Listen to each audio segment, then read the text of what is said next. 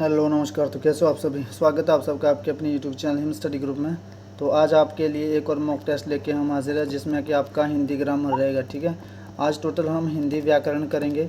तो हिंदी व्याकरण के इसमें 16 क्वेश्चन रहेंगे।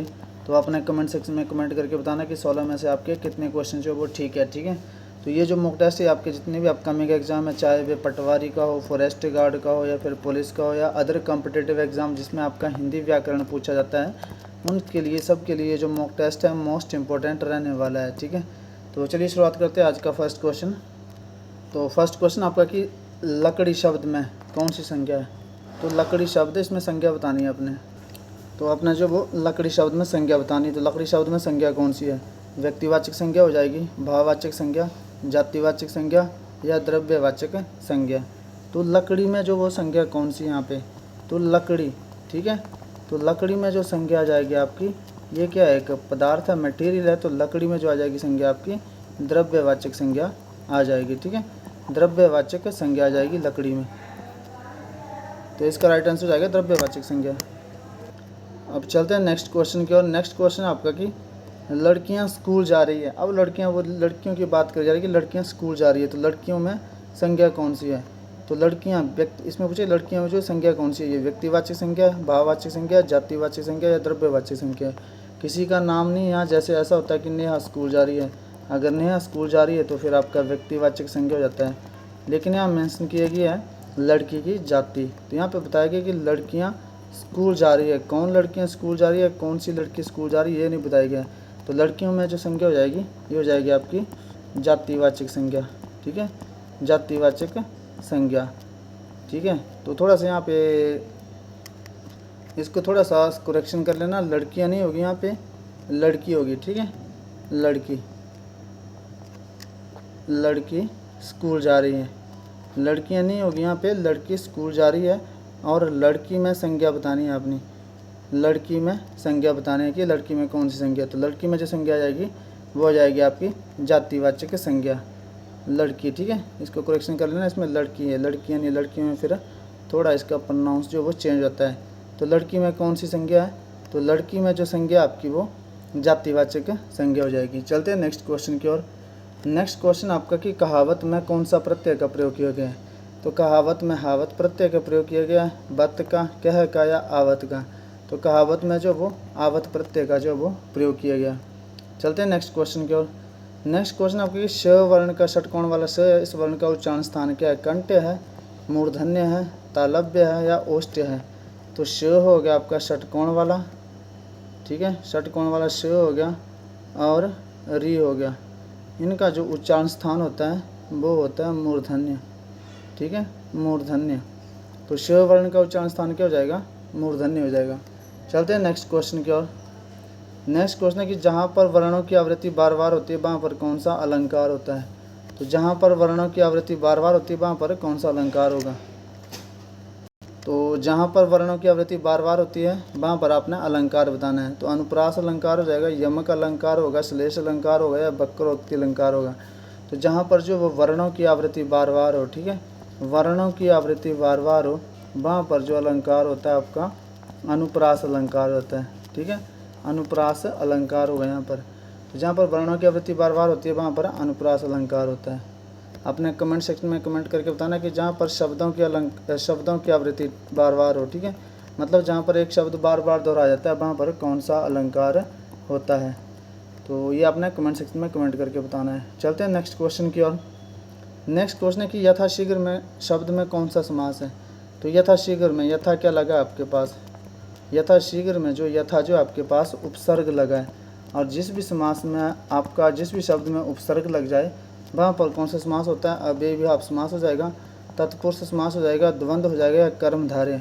तो जिस भी समास में आपका उपसर्ग लग जाए वहाँ पर आपका अव्ययीभाव समास हो जाता है। ठीक है, तो चलते हैं नेक्स्ट क्वेश्चन की ओर। तो यथाशीघ्र में समास कौन सा होगा आपका, अव्ययीभाव समास हो जाएगा। चलते हैं नेक्स्ट क्वेश्चन की ओर। नेक्स्ट क्वेश्चन है कि चक्रधर में कौन सा समास है। चक्रधर का मतलब क्या होता है कि चक्र को धारण करने वाला, अर्थात भगवान कौन, चक्र को धारण करने वाला भगवान विष्णु। ठीक है, तो चक्रधर में कौन सा समास हो जाएगा, अव्ययीभाव समास हो जाएगा, तत्पुरुष समास हो जाएगा, द्वंद्व समास हो जाएगा, कर्मधारय हो जाएगा बहुव्रीहि।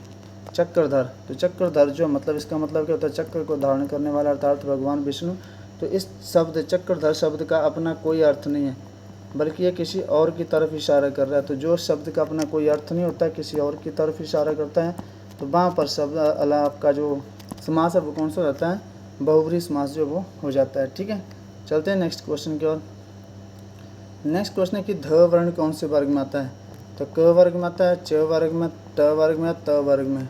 तो आपको पता है कि त, ठीक है, थ, द, ध, न, ये सारे किस में आते हैं, ये सारे आपके त वर्ग में आते हैं, त वर्ग में। ठीक है, तो ध वर्ण का उच्चारण स्थान ध वर्ग में कौन से वर्ग में आता है, त वर्ग में आता है। त वर्ग इसका राइट आंसर हो जाएगा। चलते हैं नेक्स्ट क्वेश्चन की ओर। नेक्स्ट क्वेश्चन आपका कि पेड़ से पत्ते गिरते वाक्य में कौन सा कारक है, कर्म कारक है, संप्रदान कारक है, अपदान कारक है, अधिकरण कारक है। तो पेड़ से पत्ते गिरते हैं, अलगाव हो रहा है। ठीक है, पेड़ से पत्ते गिर रहे हैं, पेड़ से पत्ते अलग हो रहे हैं, तो अलगाव हो गया, भय हो गया, तुलना हो गया। इन सब के लिए जो कारक यूज़ होता है आपका, आपको पता है कौन सा कारक यूज़ होता है आपका, अपादान कारक जो वो यूज़ होता है। ठीक है, तो चलते हैं नेक्स्ट क्वेश्चन की ओर।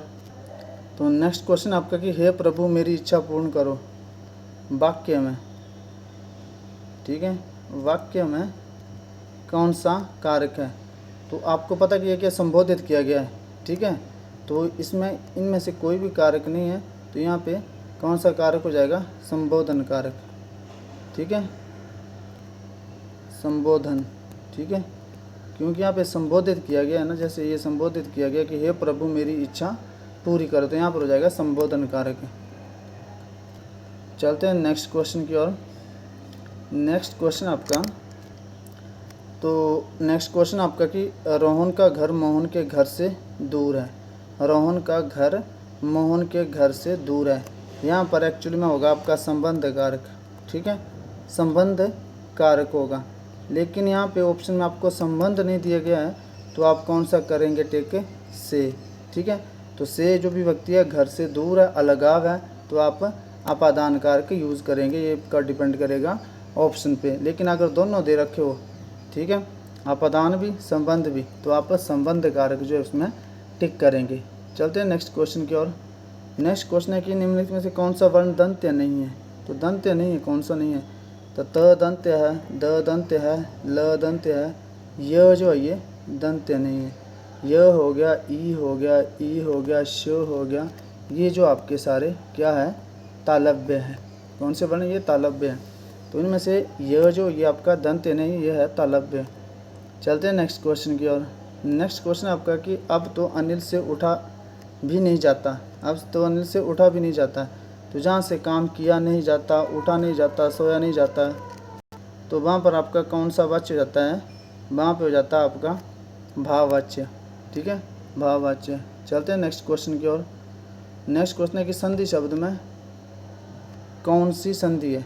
ठीक है, तो संधि शब्द में संधि बतानी है आपने, तो समजम धी हो जाएगा इसका। तो इसका क्या आंसर, इसको हो जाएगा समजम धी। तो इसमें जहाँ भी आपका हलंत लग गया, वहाँ पर आपका कौन सी संधि हो जाती है, व्यंजन संधि हो जाती है। तो चलते हैं नेक्स्ट क्वेश्चन की ओर। नेक्स्ट क्वेश्चन आपका कि अनिल राजेश को पीट रहा है, वाक्य में कौन सा कारक है। तो अनिल राजेश को पीट रहा है, वाक्य में कौन सा कारक है। तो राजेश को पीट रहा है, तो कर्ता ने कर्म को। ठीक है, राजेश को पीट रहा है, तो यहाँ पे कर्ता ने कर्म को, कर्म कारक हो जाएगा। ठीक है, लेकिन यहाँ अनिल अंडरलाइन होता, तो यहाँ पे कौन सा कारक होता है, कर्ता कारक। ठीक है, लेकिन अंडरलाइन नहीं है और को है, तो यहाँ पे कर्म कारक हो जाएगा। चलते हैं नेक्स्ट क्वेश्चन की ओर। नेक्स्ट क्वेश्चन है कि अनिल खेल कर सो गया। जब भी कोई एक काम करके दूसरा काम शुरू हो जाता है, तो वहाँ पर कौन सी क्रिया होती है, वहाँ पर क्रिया होती है आपकी पूर्वकालिक क्रिया। जैसे अनिल खेल कर, अनिल पहले खेला उसके बाद सो गया, तो इसमें जो क्रिया हो जाएगी आपकी पूर्वकालिक क्रिया हो जाएगी। ठीक है, तो एक काम खत्म करके दूसरा काम शुरू होता है, तो वहाँ पे क्रिया आपकी पूर्वकालिक क्रिया होती है। तो ये था आपका आज का सेशन। आई होप आपको सेशन पसंद आया होगा। तो मिलते हैं नेक्स्ट सेशन में, तब तक के लिए जय हिंद, जय भारत। और आपने कमेंट सेक्शन में बताना कि आपके आउट ऑफ 15 में से कितने क्वेश्चन जो है वो ठीक है। ये क्वेश्चन आपका रह गया, इसको कर लेते हैं। तो ये है कि हीन भावना शब्द में कौन सा समास है। तो हीन भावना, हीन भावना में तत्पुरुष समास हो जाएगा द्वंद्व कर्मधारय या बहुव्रीहि। तो भावना कैसी, भावना कैसी हीन, तो भावना की जो विशेषता वो क्या है, वो हीन है, तो इसमें से समास हो जाएगा आपका कर्मधारय। ठीक है, जैसे कि आपको पता है कि जहाँ पर विशेषता बताई जाती है वहाँ पर समास आपका कौन सा होता है, कर्मधारय। तो भावना कैसी, हीन भावना, तो भावना की विशेषता है कि वो हीन है, तो इसमें जो समास हो जाएगा आपका कर्मधारय हो जाएगा। ठीक है, तो मिलते हैं नेक्स्ट सेशन में, तब तक के लिए जय हिंद जय भारत।